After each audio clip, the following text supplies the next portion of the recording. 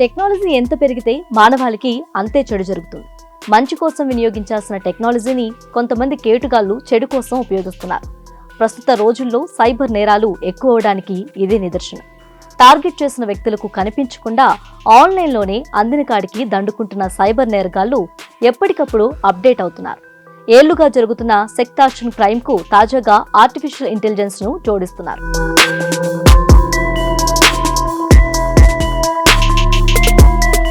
Phone చేసి మాట్లాడతారు. Hello అంటే చాలు వాయిస్ ను రికార్డ్ చేస్తున్నారు. తప్పు చేయకుండా చేసినట్లు ఆడియోలు, వీడియోలు సృష్టిస్తూ బెదిరింపులకు దిగుతున్నారు. వాటిని వైరల్ చేస్తామంటూ చెప్పి డబ్బులు దండుకుంటున్నారు.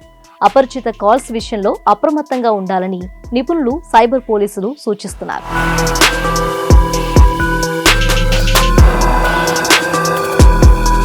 వాస్తవానికి సెక్స్టార్షన్ నేరం చాలా కాలంగా జరుగుతుంది. 2022-23లో ఎక్కువ సంఖ్యలో కేసులు నమోదైనా ఆ తర్వాత కాస్త తగ్గాయి. అందమైన యువతులు ఫోటోలు వాట్సాప్ డీపీలుగా పెట్టుకునే సైబర్ నేరగాళ్లు ఎంపిక చేసిన నెంబర్లకు సందేశాలు పంపేవారు. వారికి స్పందించిన యువకులు పురుషులతో చాటింగ్ చేస్తూ సన్నిహితంగా మెలిగి వీడియో కాల్స్ వరకు తీసుకుని వెళ్లేవారు. వాటిని రికార్డ్ చేసి డబ్బులు వసూలు చేసేవారు.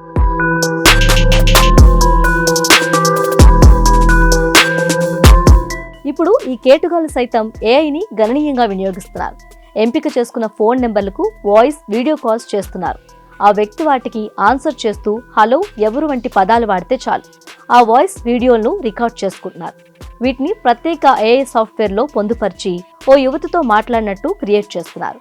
సోషల్ మీడియాలో పోస్ట్ చేస్తామని, కుటుంబీకులకు పంపిస్తామని చెప్పి బెదిరిస్తున్నారు.